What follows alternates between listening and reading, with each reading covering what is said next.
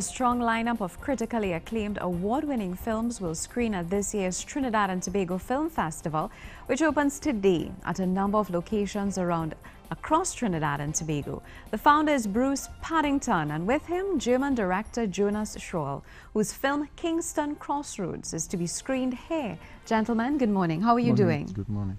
Excited. You're excited? Yeah. But before we dive into it a bit, I understand that the recent weather patterns have been posing a challenge. I mean, it's very hard to compare our problems with what's happening with somewhere like Dominica or the Lesser or Greater Antilles. But it is affecting us, strangely enough, because we have filmmakers from the Caribbean, filmmakers from Puerto Rico. We need to get FedEx services to bring in last-minute films and so on.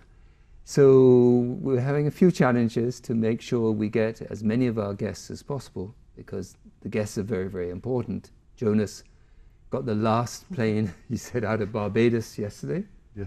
So he's here, but some others are stuck in Miami. But the show will go on, as they say. All right, so I want to talk a little bit about Kingston Crossroads, and I'll read the synopsis very quickly so that our viewers would get an idea. So it is an exciting and intimate journey through one of the world's most diverse and controversial cities, Kingston, the capital of Jamaica. Kingston Crossroads is a snapshot of the country's current social and political situation, told through the personal perspectives of several fascinating Jamaicans. At the crossroads of the title, old and young generations, unique storylines and inspiring visions meet. Tell us about this. What inspired this particular film? I think first of all it was the passion for Jamaican culture and music. It was the master thesis of me and a good friend, Oliver Becker, who unfortunately cannot be here today.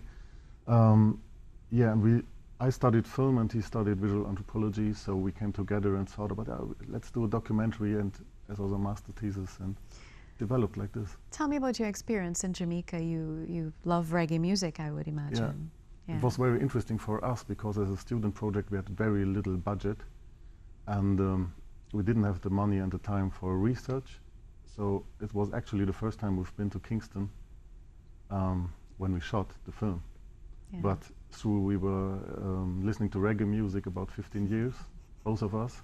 We know all these names of places and artists and the language and the culture.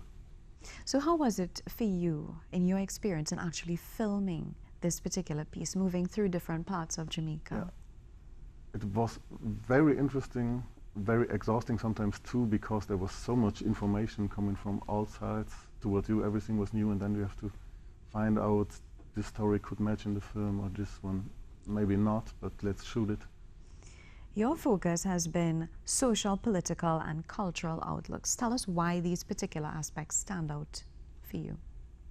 We wanted to break with most of the cliches that exist in the world, maybe especially in Europe because it's so far away from the Caribbean, that reggae and the Caribbean is just about sunshine and smoking marijuana and relaxing.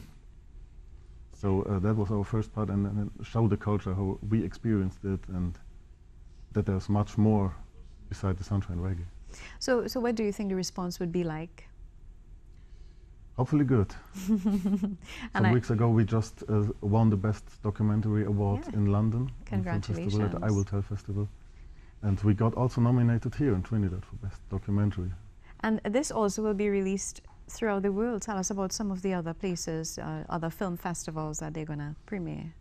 I think there's one more festival coming up in state of New York in October, Orthodox Festival, and then we had some festivals already running. and hopefully there are more coming up.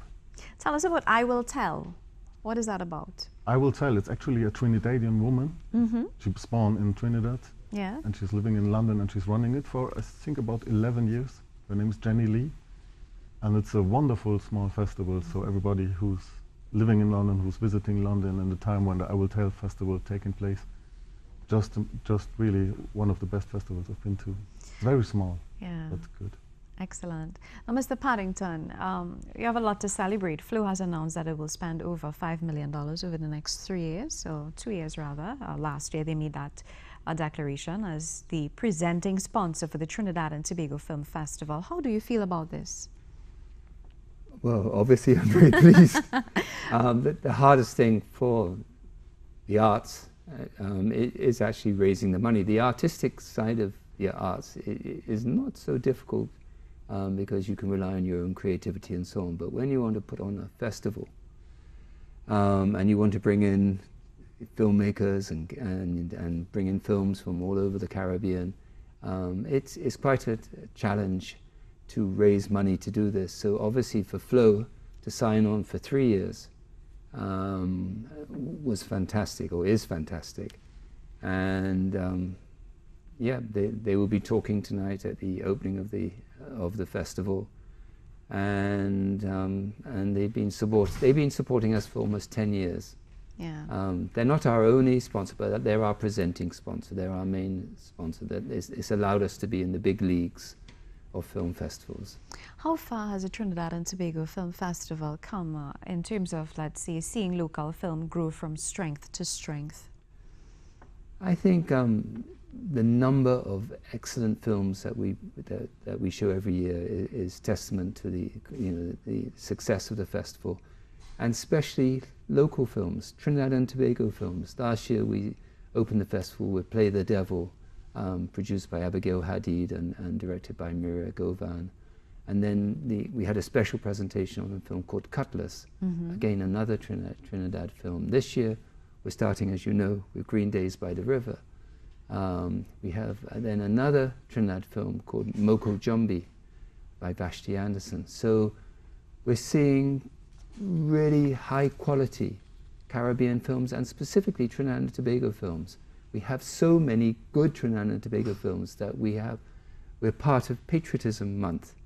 And on Republic Day, we're showing only Trinidad and Tobago films at the 3 movie town venues in Port of Spain, in San Fernando and Tobago. So it's not just that we are showing more films, but we're showing higher quality films, and that's great. We also understand that Flow, last year they led some, well, they hosted some workshops for participating filmmakers. How effective was that? We always feel that we have 2 main purposes of the film festival. One is to show the sort of films that you would not normally see, or films made by our neighbors that we should be seeing all the time, but we don't get to see.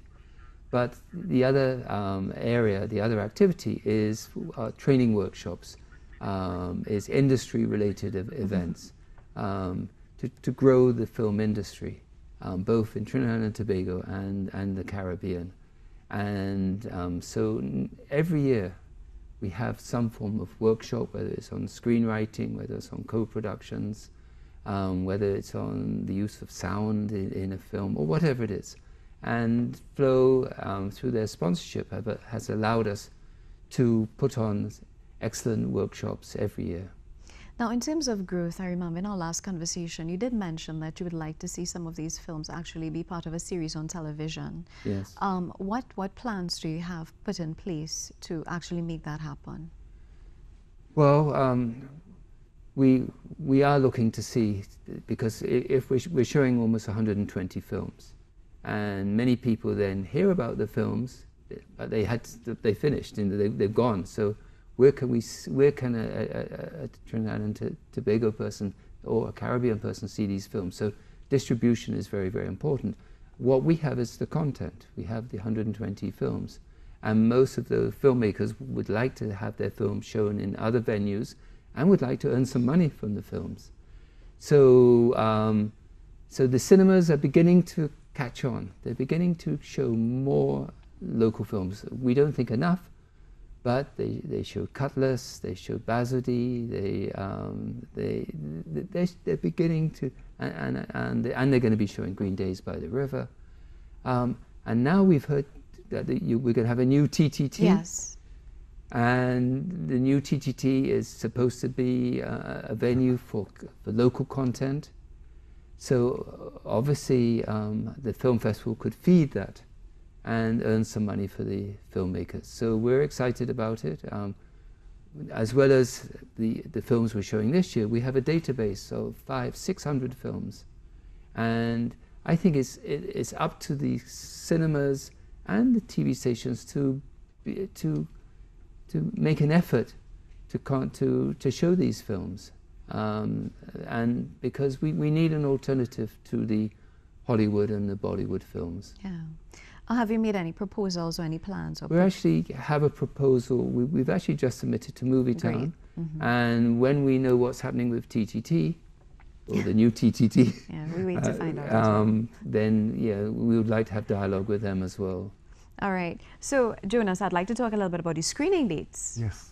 Tell me, when is it going to be screened? We are very honored to be here in the festival in Trinidad, and the screening dates are the 21st, the 20th, the 21st, and the 23rd. Yes. In San Fernando, Port of Spain, and Tobago. Great, and just to give some information here, tickets will be available at the box office, and at the time of screenings, tickets at Movietown are $30. For school screening at 10:30 a.m., only school children in uniform, teachers and tertiary level students with student ID pay $20. Screening at Hyatt Regency, Trinidad and the University of the West Indies, St. Augustine are free. Now, I also want to touch a little bit before we go on the power of women in film. I understand that there is a day of panels and presentations presented. Yeah. Tell us a little bit about that before we wrap up. Well, internationally there is a movement to have more representation by women in films, both in front of the camera and especially behind the camera. Yeah. And also to improve the representation of women. You know, women need to be seen in all the roles that they're involved in, which are basically the same as men. Thank you so much. It's been a pleasure having you all.